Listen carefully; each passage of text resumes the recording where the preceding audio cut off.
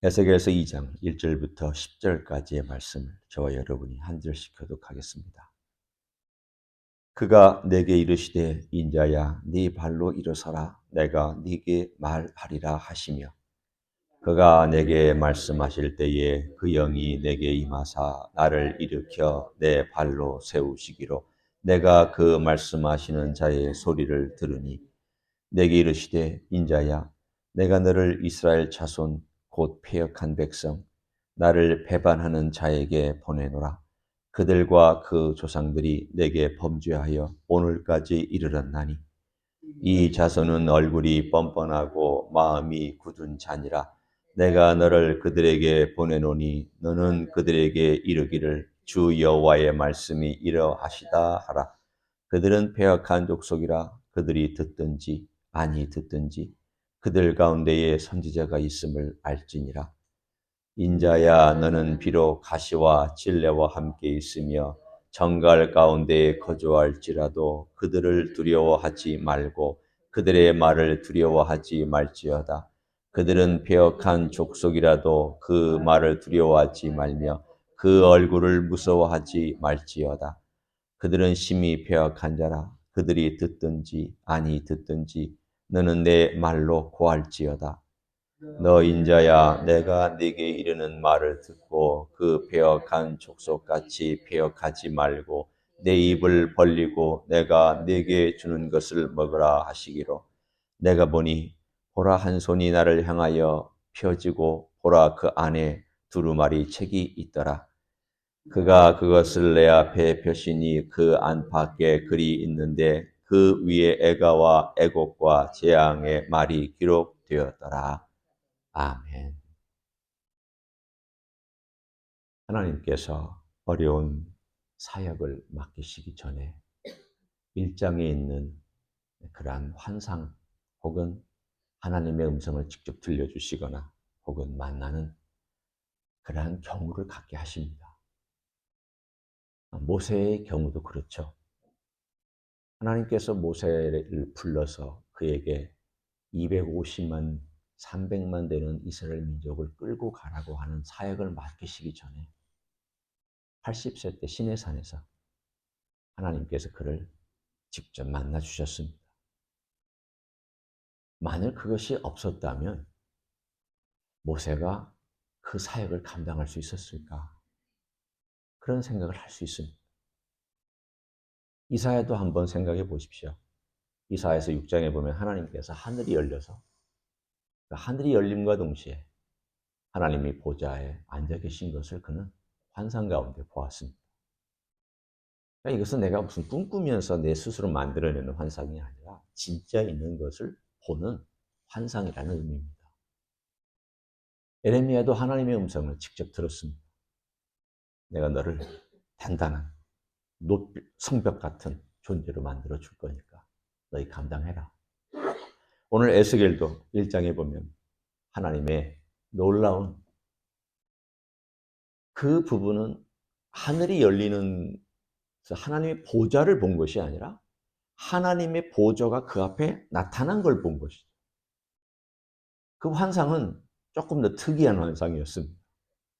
한편으로는 자세하게 묘사한 환상이었고 그야말로 우리가 이제까지 쭉 보았던 구약 성경을 어디를 봐도 이렇게 자세하게 하나님의 그룹들에 대해서 내 생물에 대해서 묘사한 내용이 존재하지 않을 정도로 자세하게 묘사하고 있습니다. 그가 이런 부름을 받았을 때 그에게 주어진 사역은 아니나 다를까 2장의 어려운 사역입니다. 어려운 사역이 뭘까? 이렇게 한번 여러분이 이미 읽었으니까 쭉 나오는 내용을 보면 에스겔아 내가 너를 보낸다. 네 백성에게로 보내는데 너는 지금 포로로 잡혀와 있는 사람들에게 너를 보낸다. 예루살렘이 멸망하기 5, 6년 전이니까 아직은 10,000명 정도가 잡혀와 있었습니다. 그러니 10,000명 정도가 잡혀와 있는 그들의 사역이 일단 1번지고 그 다음에 5, 6년이 지난 다음에는 대략 한 3만에서 4만이 잡혀오면 그 사람들까지 합치면 약 한 4~5만 정도가 이제 바벨론에 흩어져 있는 포로들의 숫자가 될 것입니다. 대략 한 도시를 그야말로 바벨론이라고 하는 제국에다가 하나님께서 갖다 놓으셨습니다. 어떤 사람은 바벨론에, 어떤 사람은 저 멀리 수사에, 어떤 사람은 또 이 도시, 저 도시에 흩어놨습니다. 우리가 생각할 때 그 모든 사람들이 다 바벨론에 모여서 옹기종기 살았느냐? 꼭 그것은 아닙니다. 중요한 사람들은 그렇게 바벨론에 위치해 놨는데 그 중에 에스겔이 바로 바벨론에 위치해 있었습니다. 그럼 우리가 생각할 때, 우리는 일반적인 상식으로 생각할 때, 아니 바벨론 땅에 잡혀가 있으면 하나님께 그래도 정신 차리고 살지 않을까요? 그래도 이렇게 하나님께서 징계하신 것을 보고 듣고 끌려왔기 때문에 이제는 좀 정신 차리고 하나님께 제대로 살지 않을까요?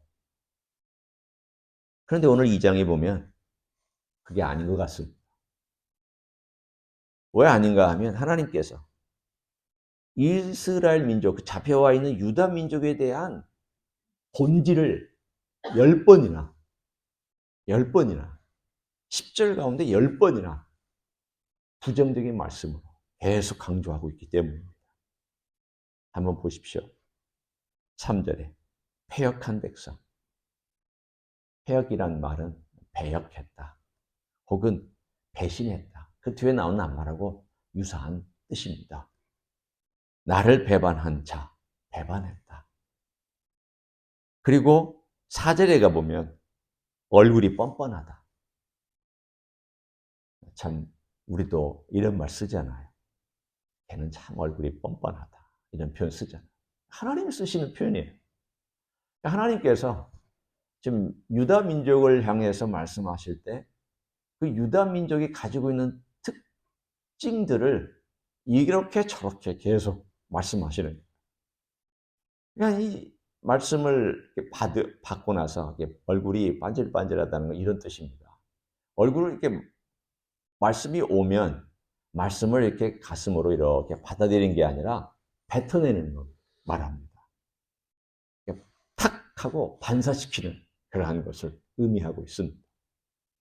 그거 나에게 적용되는 말씀 아니에요. 나한테 맞지 않아요. 나에게 그런 말씀 하지 마세요. 나는 그렇게 살 수 없어요. 예를 들면 요즘 우리도 그렇게 표현하잖아요. 미국에 살면서 이게 진짜 우리는 이렇게 살아야 된다고 같이 고민하면서 살자고 해도 목사님 현실을 모르시네요. 현실은 그렇게 녹록하지 않아요. 예, 현실이 녹록한 세대가 어디 있습니까? 그래도 미국은 에스겔이 살던 시대보다는 낫습니다. 에스겔이 살던 시대는 더 어려웠습니다. 예레미야가 살던 시대는 더 어려웠습니다. 그래도 우리는 기독교에 기반을 두고 있는 나라에 살고 있기 때문에 그래도 내가 찾으면 갈 수 있는 곳이 있고 내가 그래도 엎드리면 엎드릴 수 있는 곳이 있고 내가 스승을 찾으면 찾을 수도 있는 그런 나라에서 살고 있잖아요. 그 시대에는 가는 곳마다 우상이고 가는 곳마다 산당이고 지금 제가 예레미야의 경우를 얘기하고 있습니다. 가는 곳마다 거짓말하는 자, 가는 곳마다 자기의 이익을 위해서 살아가는 자도 둘러싸여 있는 그 시대와 오늘 또 마찬가지로 이 장 본질적으로 바벨론에 잡혀와 있지만 하나님께 아직도 진정한 회개보다는 왜 하나님이 이렇게 심하게 우리를 다루실까? 이 문제에 아직도 벗어나지 못하고 있는 하나님이 왜 우리를 이렇게 심하게 다루실까가 첫 번째 출발이죠. 회개할 때는 거기서부터 출발할 수 있습니다. 하나님 왜 저한테 이렇게 심한 고통을 주십니까? 하나님 왜 이렇게 나를 어렵게 하십니까? 거기서부터 출발할 수 있습니다. 왜 나만 가지고 그러십니까? 그러나 거기서 발전을 해야 되는데 거기서 발전하지 못하고 있는 이 유다 백성에 대한 하나님의 안타까운 마음이 이렇게 그대로 나와 있습니다. 그들은 도대체 패역한 채로 깨달을 줄을 모른다는 뜻입니다. 말씀을 받고 나서 이게 하나님께서 우리에게 섭섭하게 하신 것이 아니라 내 문제가 아닐까? 우리의 문제가 아닐까? 이걸 봐야 되는데 이걸 안 보고 하나님 섭섭합니다. 하나님 너무하셨습니다. 하나님 그러실 수 있습니까? 하나님 이렇게까지 우리를 심하게 대우하실 수 있습니까? 라고 하는 그 수준에 머물러 있는 것을 하나님께서 에스겔에게 보여주시는 내용입니다. 그들은 얼굴이 빤빤하다. 그리고 마음이 굳었다. 아직도 굳어있다는 것을 말씀하십니다. 무려 이런 표현들까지 다 포함해서 패역하다는 말 계속 나옵니다. 뒤에 나오면 심히 패역하다. 무려 10번이나 하나님께서 이 표현을 쓰셨습니다. 바꿔 얘기하면 이런 뜻입니다. 에스겔아, 네가 이 메시지를 전하면 사람들의 첫 번째 반응은 반대하거나 받아들이지 않고 튕겨내고 너를 이상한 사람 취급하고 심지어 너를 핍박할 수도 있다. 그러니 너는 마음을 단단히 먹고 내가 네게 전해준 말을 전해라. 하나님께서 한 사람을 통하여서 잡혀온 유다의 포로들에게 하나님께서 말씀하시면서 이 말씀을 끊임없이 하도록 하신 것은 언젠가 그래도 돌아올 사람들을 위한 하나님의 배려와 하나님의 조치였습니다. 네, 나중에 이 메시지를 끊임없이 듣다가 돌아옵니다. 다는 돌아오지 않습니다. 70년이 지난 다음 이 하나님의 음성을 듣고 에레미야의 메시지를 듣고 에스겔의 메시지를 듣고 우리가 돌아가자. 하나님께서 우리를 돌이켜 주신다. 그래서 스룹바벨을 중심으로 돌아온 그 사건을 우리는 기억할 수 있습니다. 그러면 이 말씀을 위해서 정말 어려운 과정 속에서 하나님의 말씀을 그대로 전해왔던 그런 사람들이 누구냐? 오늘 여기에 우리가 본문에 보고 있는 이런 에스겔과 같은 사람입니다. 하나님 말씀을 자기에게 스스로 전하면 그리고 누군가에게 예를 들면 저는 목사니까 말씀을 전하는 입장에서 말씀을 전하잖아요.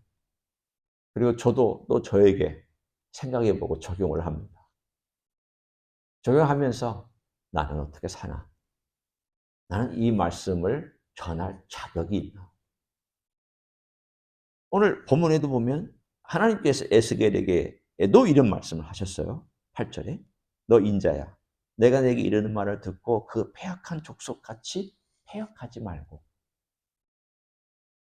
너도 패역하면 안 된다. 이 말은 무슨 뜻입니까?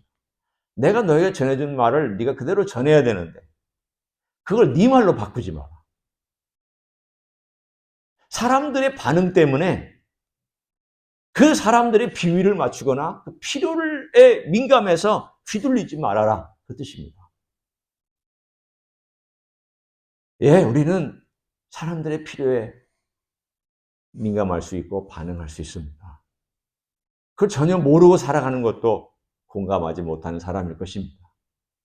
그런데 그 필요에 휘둘리는 경우는 사실은 말씀을 전하는 자나 말씀을 나누는 자, 저뿐 아니라 우리 모두의 말씀입니다. 모든 사람에게 있어서 가장 중요한 것은 사람에게 휘둘리는 것. 이건 정말 문제가 커집니다.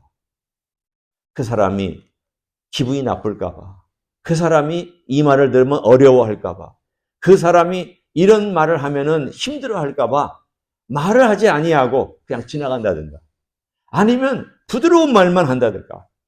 그래서 그 사람의 그 마음을 부드럽게만 만들어주는 그 일을 너는 하지 말라는 겁니다. 너 그들의 비위 맞추지 말고. 그들이 이렇다고 얘기해서 그러냐고 오냐 하지 마라. 내가 말하는 것을 그대로 전해라. 뭐라고 전합니까? 너 이렇게 전하는 거다. 너희들이 패역하다라고 전해라.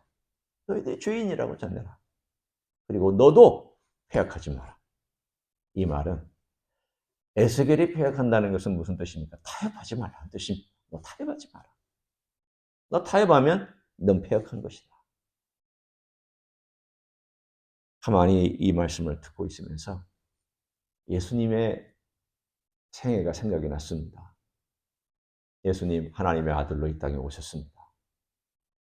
이 땅에 오셔서 많은 사람들에게 복음을 전하고 또 많은 사람들에게 하나님의 이야기를 가르쳤습니다. 그런데 어느 순간인가부터 사람들의 반응이 이상해졌습니다. 사람들이 예수님이 자기들의 원하는 대로 움직여주지 않았던 게 별로 사람들의 마음을 기분 좋게 하지 않았습니다. 왜 저분은 우리들이 좀 하자고 하는 대로 안 할까? 우리들이 가자고 하는 대로 안 할까? 그때부터 주님께서 뭘로 가르치셨냐면 비유로 가르치기 시작했습니다. 여러분, 비유가 왜 등장한지 아십니까? 비유는 알아듣는 자와 알아듣지 못하는 자로 가르치기 위해서 비유로 말씀하셨습니다. 사람들이 비유를 듣더니 더 아리송해졌습니다. 저 양반은 저렇게 모르는 이야기만 잔뜩 한다.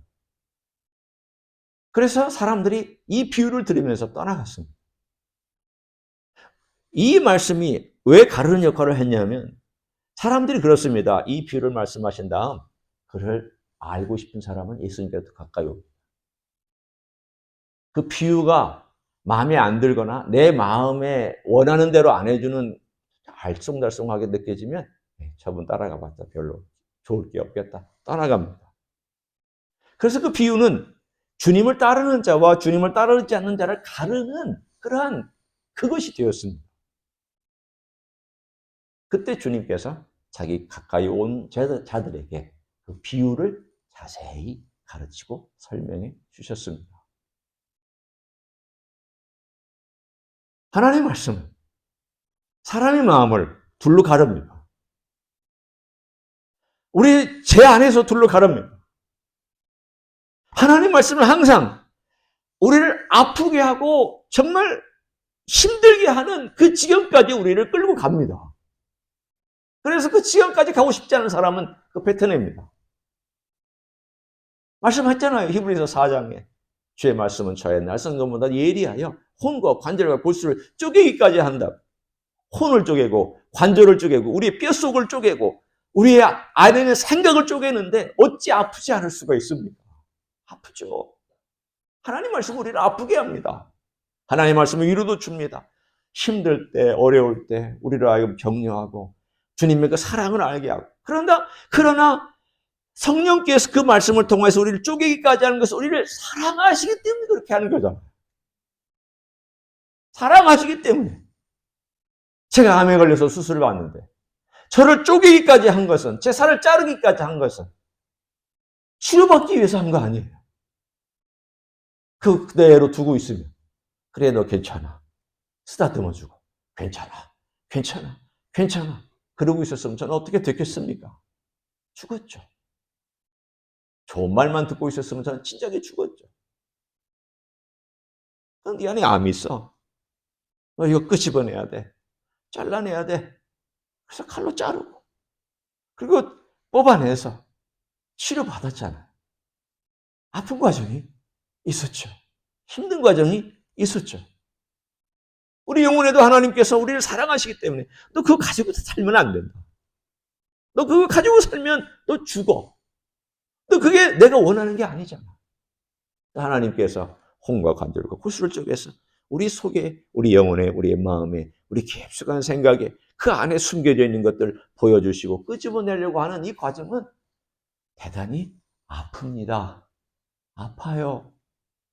힘들어요. 때로는 직면하고 싶지 않아요. 그래서 생각보다 많은 사람들이 그 과정을 밟고 싶어 하지 않습니다. 밟고 싶어 하지 않아요. 여러분이 한번 주변을 잘 둘러보십시오.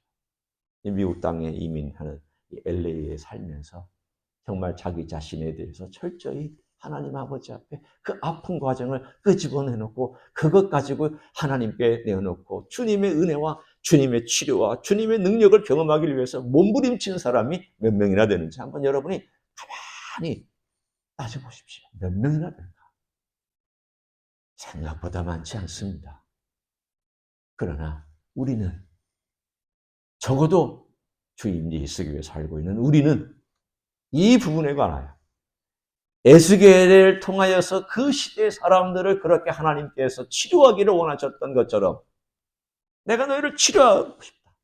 이 폐역한 자들아, 이 병에 걸린 자들아, 내가 너희를 치료하기 위해서 내가 에스겔을 세웠고 내가 직접 역사하고 있으니 그렇게 하고 싶다라고 할 때에 우리의 삶이 우리 주님 안에서 그렇게 살아갈 수 있기를 소원해 봅니다.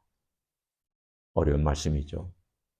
그러나 이 말씀 가지고 우리가 오늘도 하나님 아버지 앞에서 두루마리 책을 먹으며 이걸 먹을 때에 이 말씀을 먹고 이 말씀으로 오늘도 한 걸음 한 걸음 걸어가면서 주님의 사랑이 이런 것이구나. 주님께서 이런 사랑으로 나와 함께 하시는구나 라는 것을 알고 주님께 나아가는 여러분 되시기를 예수님의 이름으로 간절히 축원합니다. 기도하겠습니다. 통성으로 기도합니다. 우리의 삶은 참으로 하나님 아버지 앞에서 어떤 인생인지를 발견해 가는 것이 우리의 순례의 길이고 삶의 여정입니다. 어떤 때는 주님께서 우리의 삶에 좋은 일, 즐거운 일, 그리고 기도 응답의 일들을 주시기도 합니다. 귀한 일이고 감사한 일입니다. 또 어떤 때는 에스겔서 2장처럼 폐역한 인생을 보여주시기도 하고 그 모습이 내 안에 있다는 것을 말씀해 주시기도 합니다. 아프고 힘듭니다. 그렇지만 주님께서 치료하기를 원하시기 때문에 주님께서 이 과정을 통하여 역사하시기를 원하시기 때문에 그렇게 하시는 줄로 믿습니다. 그런 우리 하나님 아버지 앞에 그렇게 나가기를 소원한다고 이 시간 다 같이 통성으로 기도하시겠습니다. 하나님 아버지 감사합니다. 오늘 우리 주님 앞에 우리가 있기를 원합니다. 주님, 주님의 선하심을 우리가 맛보기를 원합니다. 연약한 자를 들어 사용하심, 부족한 자를 들어 사용하시는 주님 감사합니다. 날마다 새롭게 하시며 우리 하나님의 능하신 일들을 펼쳐주시니 감사를 드립니다. 주님, 우리가 어떻게 살아야 되는지를 알게 하시고 주님, 우리가 어떻게 걸어가야 되는지를 알게 하시고 주님, 우리의 심령 속에 우리 주 예수 그리스도께서 친히 말씀하신 바를 따라서 걸어갈 수 있기를 간절히 간구를 드립니다. 하나님 고맙습니다. 오늘 우리 하나님 아버지 앞에 우리가 있사오니 주여 능하신 일을 행하시고 주의 손으로 덮어주시기를 소원합니다. 혼과 관절과 골수를 쪼개기까지는 주의 말씀이 우리의 심령과 우리의 생각들을 쪼개주시고 그러한 것들을 통하여서 주님을 새롭게 깨닫게 하시며 주님의 은혜와 능력을 경험할 수 있는 하나님의 종들로 만들어주시기를 간절히 간구를 드립니다. 아버지 하나님이 우리의 모습이 무엇인가를 성령께서 보여주시고 주의 빛 앞에서 우리가 걸어가게 하시고 그 빛 앞에서 오늘도 믿음으로 걸어가며 순종하며 걸어가며 그 말씀 앞에 행복하며 오늘도 하나님께서 기뻐하시는 바를 따라 걸어갈 수 있는 하나님의 종들이 되게 하여 주시기를 간절히 간구를 드립니다. 일하시기를 원합니다. 능력의 손으로 붙잡아 주시고 하나님이 우리를 치료하시고 이끌어 주시기를 간절히 간구를 드립니다. 그렇게 살아가는 하나님의 종들로 삼으시고 이 아침에도 주님 축복하여 주시옵소서. 감사를 드립니다. 감사를 드립니다. 하나님 아버지, 주님께 우리의 자신을 맡깁니다. 우리의 모습을 변명하지도 않고 가리지도 않고 솔직하게 주님께 드러내며 주님께 나아갈 수 있기를 소원합니다. 주님의 영광 앞에서는 부끄럽습니다. 주님의 빛 앞에서는 창피합니다. 주님의 말씀 앞에서는 자기 자신을 자랑할 것이 없음을 고백합니다. 그러나 주님, 우리를 사랑하시기 때문에 빛을 비춰주시고 우리의 모습을 보게 하시니 감사를 드립니다. 주님 앞에 치료하기를 원하시는 주님, 돕기를 원하시는 주님, 이끌어주시고 영원한 기쁨과 주님과의 친밀함과 주님과의 만남을 위하여서 우리를 치료해 주시기를 원하시는 주님, 감사를 드립니다. 오늘도 주님 앞에 가까이 나아가는 귀한 아침 되게 하시고 우리들의 심령이 주님께 더 가까이 갈 수 있도록 축복하여 주시옵소서. 이제는 우리 구주 예수 그리스도의 은혜와 하나님 아버지의 극진하신 사랑과 성령 하나님 교통하심의 역사가 오늘도 우리의 삶 속에서 강하게 역사하시는 주의 말씀대로 나를 이끌어 주시고자 원하시는 그 말씀대로 길로 걸어가며 좁은 문, 좁은 길로 걸어가는 삶을 택하며 살기를 소원하는 이 자리에 참여한 모든 종들 위하여 주임 디히스교회 위하여 이민교회들과 한국교회들과 선교사님들 위해 이제로부터 영원히 함께 하실지어다. 아멘.